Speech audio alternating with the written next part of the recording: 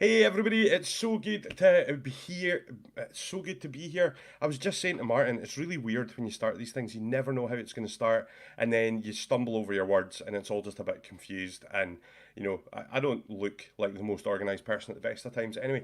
But it's so good to have you with us. We are going to be chatting tonight to Martin Fair. Let me just bring Martin up just now. Hello, Martin. How are you? Des, I'm great, thanks. I'm always the better for being in your company. Oh, mate, you're so kind. I'll need to write you a check at some point for that, I realise. Do you know, Martin, it's honestly such an honour to have you here. And, it's really funny because, I knew you before you were the moderator. Well, I'm sure lots of people knew you before you were the Yeah. moderator. It's quite a new thing. But, it's this quite grandiose title. And actually, just in case anybody's not got a Church of Scotland background who's watching or anything, what is it that your role kind of entails now? It's a 1 year old, Des. I'm essentially a local minister, and that's where my heart lies in local communities.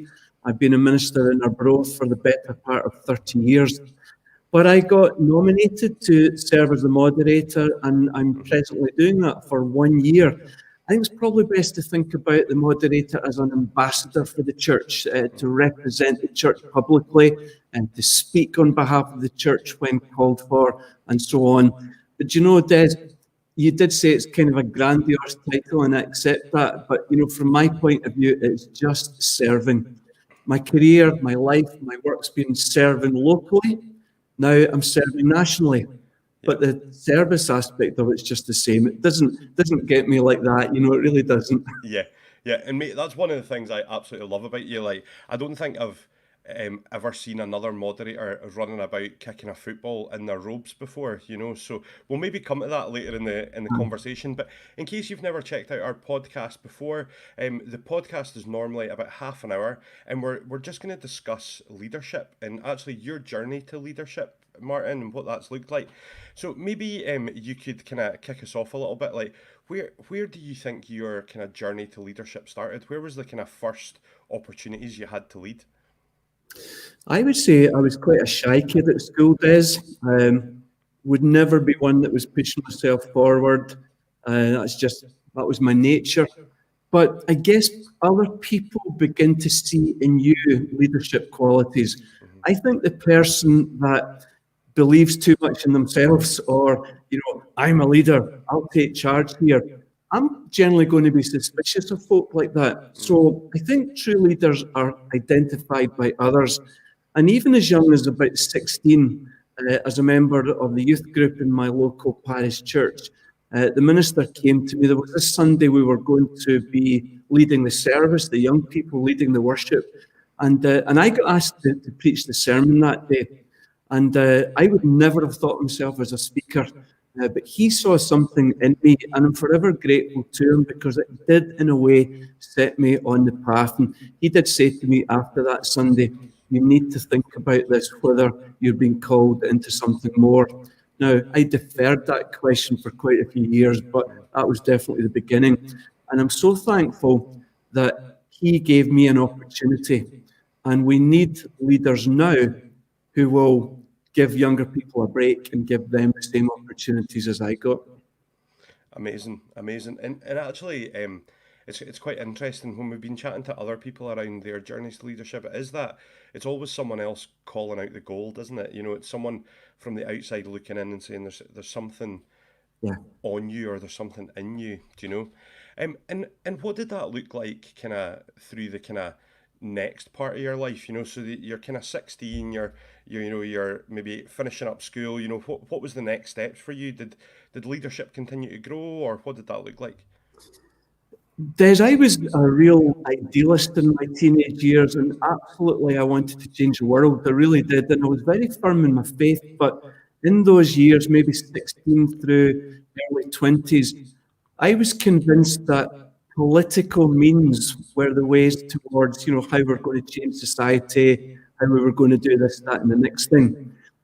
So that was where I was at. But I guess the further I went and the more I immersed myself in the mission of the church, the more I began to think that, you know what, politics, I'm not one of those guys who says that, religion and politics should never mix. If you read your Old Testament, for starters, you're going to hear about justice, you're going to hear about issues that are, by definition, political.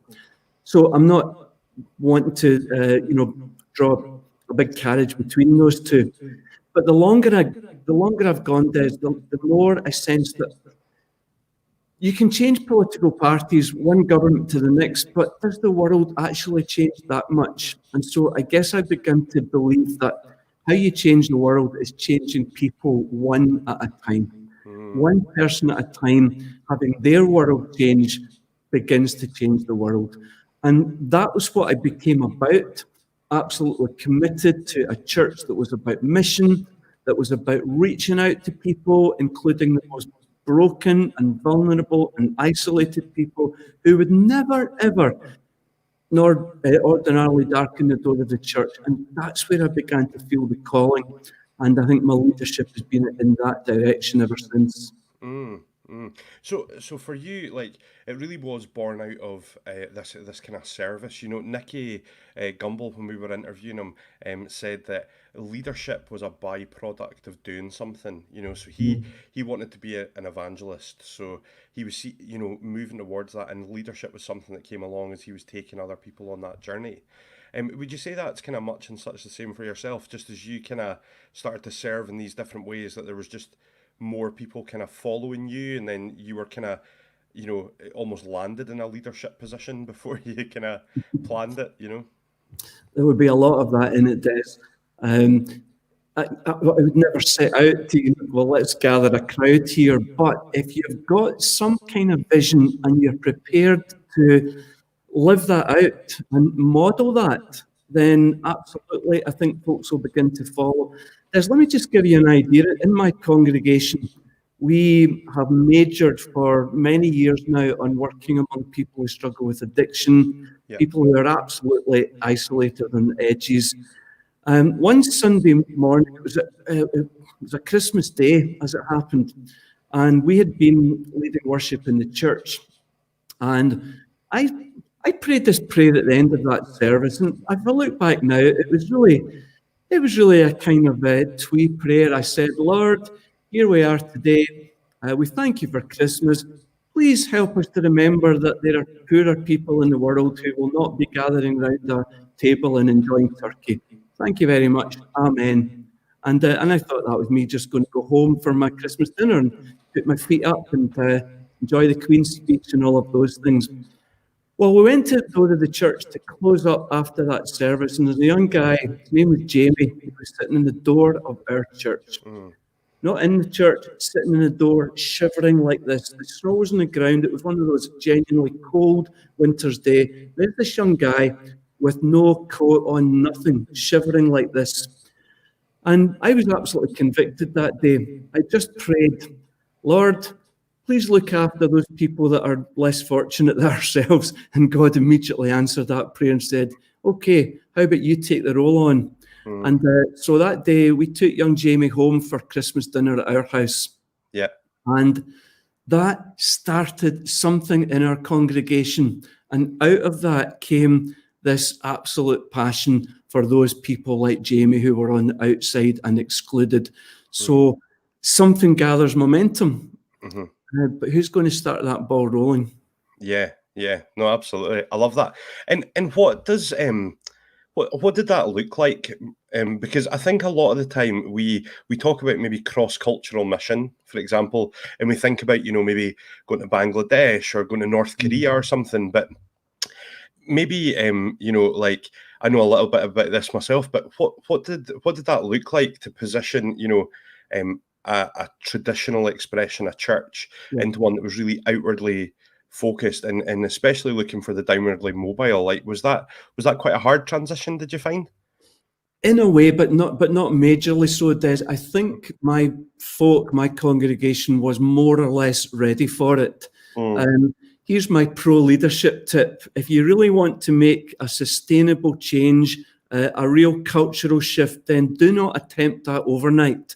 Do not attempt it in a week or even a year. Build the base, build the principles, grow the vision, and gradually move in that direction. I think there's so many car crashes happened by leaders trying to do things overnight. It won't work if you don't have folk with you. Can I just share a little illustration of what that kind of leadership means? Please do. Yeah, go on. I took a group from a church to a conference in North Carolina. This would be about 2007, and we had to transit through the airport in New York, and we didn't have a lot of time, Des, between landing from Edinburgh or Glasgow, wherever, and getting the plane down to Charlotte, North Carolina. So I'm saying to the group, "Come on, hurry up, hurry up, hurry up! We've got to get our, got to get through the passport. Come, hurry up, everybody!" So I'm at the front, just charging ahead, no doubt knocking people out the way as I was going. And I got through passports, did all that, cleared the immigration, and was at the check-in desk for the North Carolina plane. Then I looked round, and not a single other member of my team was with me. They'd all got left behind. Didn't make it through the passport. So we actually ended up missing that first plane. Much to my embarrassment, I had to wait for everybody else. That was a brilliant lesson in leadership. If your folk are not with you, you're not leading at all. You're on some kind of solo ego mission. But leadership is taking folk with you. It's journeying together. That airport story, I think, illustrates that perfectly. Yeah, no, absolutely. And I think, a lot of us will, maybe not in that specific circumstances, but will have had something similar, where you're so driven, you're so focused, you're heading for, the goal, whatever that is. But actually, if there's no one else there, you're just out for a walk, aren't you? Do you know? Yeah, totally. And it's changed the way that I think I've gone about leadership now. I spoke about that addiction ministry, Des, and there are various other examples across our congregations, mission and outreach, that were not started by me. I think that's really important as well. Leadership isn't necessarily about coming up with all the new ideas and top down in that sense. I think what a leader is asked to do is to create an environment where it becomes okay for folks within that body of believers to be coming up with the ideas and to have the confidence to come to me or other leaders and say, look, this is what's on my heart. This is what I'm thinking about and feeling. And to make it a place where people can do that without being slapped down, without being told, nah, that's not part of our vision. You've got to share that vision. So that for me is another absolutely fundamental in leadership. Make a space where everybody gets to join in. That's quite a different thing to ideas generation always coming from the leader. I once talked to a Roman Catholic priest from Kansas, and he said he'd been in ministry 20 odd years and he never once came up with an idea. Right, okay. Now that sounds like some kind of dull guy. Yeah. After about 2 years, his congregation were looking at him thinking about, well, when are you going to start doing something? And he said, I'm here to equip and facilitate you to do the stuff. And it just grew from there. There's something in that, don't you think? Yeah, no, absolutely. And I think, as if we truly believe in ourselves as a body, as 1 Corinthians 13, one body with as many parts, like we need to see it as a whole, like a whole body movement, I think, as we've talked about in the past, like maybe a church takes on a youth worker or they take on an evangelist or, they take on someone for a very specific role, but that person's not a silver bullet. They don't fix the whole thing. It's part of all of our responsibility to serve in that wider way, isn't it? It really is. And, we should repent really, on this front, because churches have damaged young people at times in calling them to youth work and then just basically, dropping them and leaving them in it. And as you say, imagining, Des, that's a silver bullet. Well, we've got a youth worker now. We don't need to think about children and young people. And absolutely not. We've got to be right there.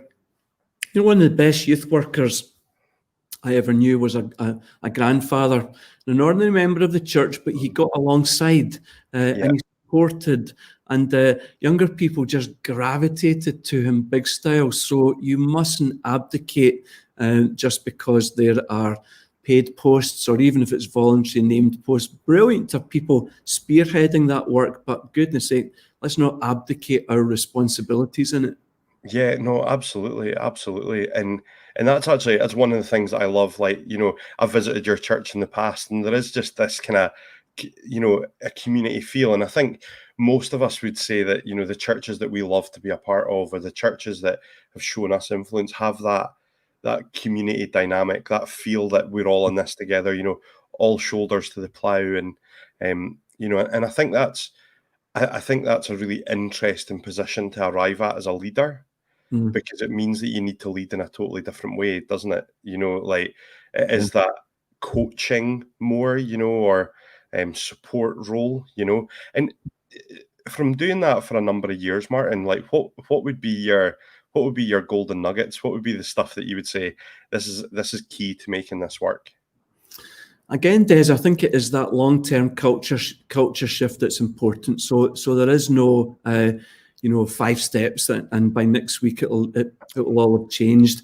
Um, we just kept pushing the same message. I think that's a danger for churches, particularly in days when it's a bit of a struggle. In Scotland today, I know there are some churches that are thriving, but there are many churches struggling just to hang in there right now. And in difficult days like that, the temptation is to go for the next thing. Let's find a new program that's brand new from California or somewhere else. Yeah. This is what we'll be looking for. And I'm not sure. I much prefer the theory that says this. What's called asked of us is a long obedience in the same direction. Okay. Mm, Now, mm, Eugene Peterson picked it up from, I think it was Kierkegaard, was it? I think so. A long obedience in the same direction. And I think that's what we've been about at St Andrews and Arbroath. We don't change tack every other year thinking, well, let's find something different to do. We're keeping on doing the same thing, which can be maybe summed up like this: spectators, nobody; participants, everybody. You think about a football pitch, we're all on the pitch. We're mhm, not in the stands watching what's happening. We're players on the pitch. And that kind of culture shift to get to that point where everybody gets it right. So mm, what? You want me to be involved? That takes a little bit of time, but I say we got there. We absolutely got there. As a congregation, we started up all kinds of things. Des, one of them was, we called it bite-sized opportunities for service.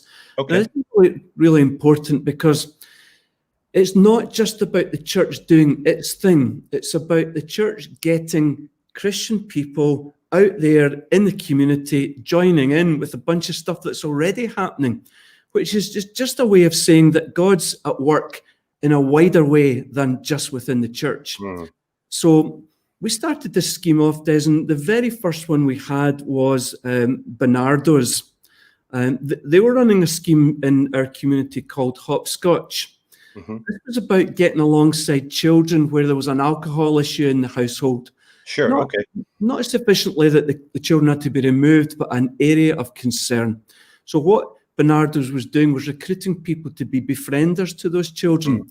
Now, I heard about that project and I thought, that's absolutely brilliant. I love the sound of that. That is kingdom. So what am I going to do? Replicate it? Am I going to set up a church version of the hopscotch scheme? Not at all. So we brought Bernardo's into the church one Sunday morning. They told us what it was all about. And then I said to my people, who senses the Spirit giving them a little nudge right now that this is something that you're being called to do? mhm, And if I'm right in remembering, 5 or 6 or 7 of our members signed up that day to become hopscotch volunteers. We started running that out every month. So we were getting the people out the church building, mm, into the community, exercising their faith right where it matters. mhm. And yeah, how do you like the sound of that model? Yeah, no, I think that That's the dream for me, isn't it? It's that thing of actually saying, well, hey, there's something great out there, let's get involved with it, and I think traditionally church planters or kind of young and um more kind of modern, I use the in inverted commas, types of church have been quick to jump onto that. Look at the growth in the Trestle Trust, for example, across Yeah. churches in Scotland. Mm. Why reinvent the wheel when there's something there that already works? And we're seeing that more as well with like Christians Against Poverty and various different things that people are connecting together to work in a different way. And I love that. And it's also for me, it's about how do we get people from inside the building to outside. And I realize that's less of an issue right now because we can't even be inside our building, so we're all outside of it. But it is very interesting to think about, well, actually now that we are outside, how do we be, missional? How do we serve in that way from our homes in this current state? Is Mhm. that how are you guys addressing that right now? Well, it's difficult for me to answer that one directly, Des, because in my present role, I'm not side by side with my congregation right now, so they are working that out. But as I look across the whole of the church, and Mm, present role as moderator gives me, possibilities to do that, then I am just in awe of some of that missional outreach that I'm seeing, Des. Now, mm, that can be from the more specifically evangelistic end, yeah. what people are doing, engaging online. Um, I've been involved the last couple of weeks running a program online called Exploring the God Question, where we're Mm, dealing with a whole dilemma between science and faith and so on. And we've been meeting people online doing that. So there's that. But there's also that just the church, just Christians being on their knees in a position of service. And, mm, there's a church, for example, in the north side of Glasgow that has put out tens of thousands of food provision packages to folk. And that's replicated all across the country. I'm really, I know Christians aren't supposed to do pride, but I look around sometimes and I think, wow, the church has really been at the fore. mm, Um, Not debating theology. I mean, that's important here and there, but just see, there's need. There's a yeah. need right now. Can we help? Yes, we can. Let's get to it. And I love when I see the church just getting to it. Mm, Sometimes I finish up a church service, I'll pronounce the blessing at the end, in the name of the yeah. Father, the Son, the Holy Spirit, and then I'll say, now, get out. And Yeah. it all seems a bit rude, to tell your people now, get out. But Yeah. I'm kind of making the point that that's not it over with the blessing at the end of the service. That's Mm, the start of it. It's like we've come into a petrol station, we've topped up with diesel or petrol or yeah. whatever. Then we go. You don't build cars to sit on the forecourt or for the road. So Yeah. we come to church, we nourish ourselves, and then we get out because that's where we're called to be. Love it. Love it. And actually, I think it almost kind of brings you back to something you were saying earlier about that act of service. Mm, And actually service and leadership are so intrinsically together. Like actually the people that I've always looked to myself as like leadership inspiration are people who put service first. yeah, They can lay down their organization, they can put yeah, down whatever it is that they're doing or to serve in that way, like, and it might be something as simple as putting out some chairs, yeah. or cleaning a toilet, or I know that's always the example that are used, but Right. you know those little acts of service are actually are the thing that changes when you stand in front of people, isn't it? It really is, and I mean, I've heard different people speak about this, and some folks say, "Look, you're a leader. You haven't got time to do those things. You need to step back. You need to delegate all those things down." But the danger is then, Des, you kind of become removed. Hmm. And I've kind of vowed through my ministry that I won't ask anyone to do anything that I'm not prepared to do myself. Hmm. Now, I think you know this, I had a bad accident a few years ago, and it's left me with my left arm and hand quite badly damaged. But I promise you, before that, if ever we were doing a task Mm. and it was, yeah, moving the chairs, doing this, that, or the next thing, I would always be there. Mm. You can't get into a mindset where other people will do that, you know. Now, I guess other people may take a different view, but I absolutely will not ask others to sacrifice their time to do the dirty jobs behind the scene that if I'm not going to be prepared for that myself. Yeah, and I think it's a mark of a great leader, isn't it? It's that it's one of those things that it's the unwritten. It's the fact that I'm willing to do that stuff and actually be around to do those things that do set you apart. I Like, think it kind of is. We used to run this sale in Arbroath years ago, and it really was a community outreach in many ways because folks that were struggling used to come to that sale days, and they would pick up items and furniture and clothing and stuff. But to be honest with you, it was a massive endeavour. It took weeks of preparation, and on the day of the sale, and we always used to do it outdoors. I mean, hundreds and hundreds of people came to it, and we were there from like 5 a.m, getting it set up, and then in the sometimes into the evening, still sorting things out. I always made sure I was the last person to leave. And honestly, after a full day at that sale, I could have knocked off at 4 o'clock quite happily and yeah, shattered and gone home, even thinking like, right, I've got Sunday to handle tomorrow. I've not written my sermon yet. Exactly. But I always said, right, I'm going to be last here. I hated it. In some aspects of that, I mean, I was just like done, but you've got to, as an old cliche, you've got to kind of practice what you preach. How can I ask people to serve if I'm not personally prepared to serve and get my hands dirty and work at it? And I think just gradually, that does influence the way people come at it. So when you begin to identify other leaders, they see that I'm not being called to glory and an exalted position. I'm being called to serve. Yeah. And now, if that's the biblical model, it's the Jesus model. To me, it's a non-negotiable, really. Absolutely. Martin, we've only got about another 3 minutes or so left of chatting time, but I just wonder, would there be any leaders that you've came across that have really kind of been a prime example of this, or maybe a book that you've read, or something that's just shaped the way that you're thinking and the way that you do things now? I'd probably have to put together a composite person made up of bits of various people who have very seriously influenced me through the years. But let me just name one person, Des. I don't know if you'll ever have come across him at all. His name's Peter Nielsen.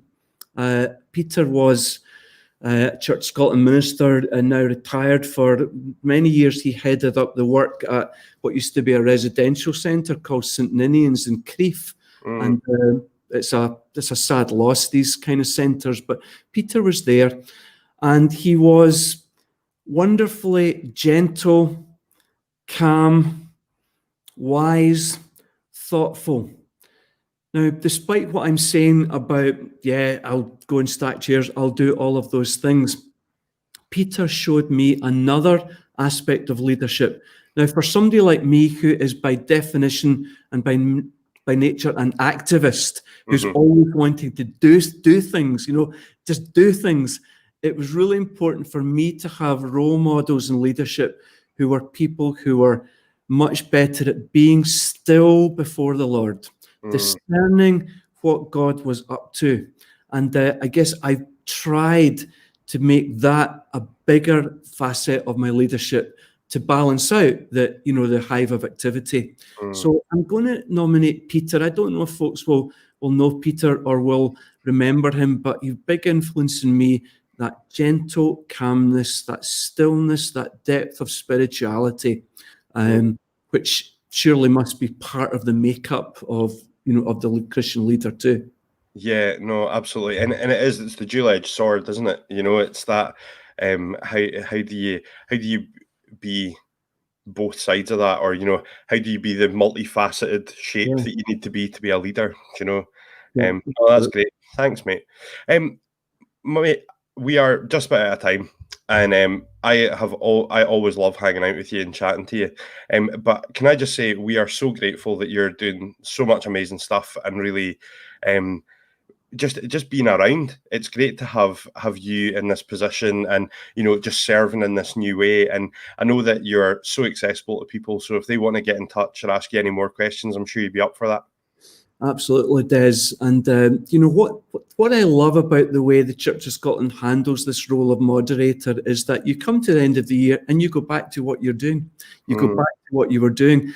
And so, in a sense, there's never that opportunity to sort of, old-fashioned Scottish phrase, to kind of get above yourself. Aye, yeah. I'm just here. I'm just serving, and then I'll go back. And while I am really appreciating the opportunities that are right in my hands now, there's a part of me that will long for and love to get back to my own folk in our Broad, and to get back to ministering in the community. And so it's a wonderful opportunity that's mine right now. Gives me a bit more time to do stuff like this, to meet with yourself and many other folk, and to encourage one another and share together. So great privilege. Been brilliant talking to you tonight, Des, and absolutely I can be found in all the social media channels and stuff, and welcome MD who wants to come in touch. Your folk will definitely want you back in a couple of weeks because I'm speaking, mate. So they'll definitely need a bit of you afterwards, I'm sure. Best behaviour when you go, right? I'll do what I can, boss. I can't promise. Anyway, Martin, so good speaking to you. I'll catch up with you later. Thank you. Thank you, Des.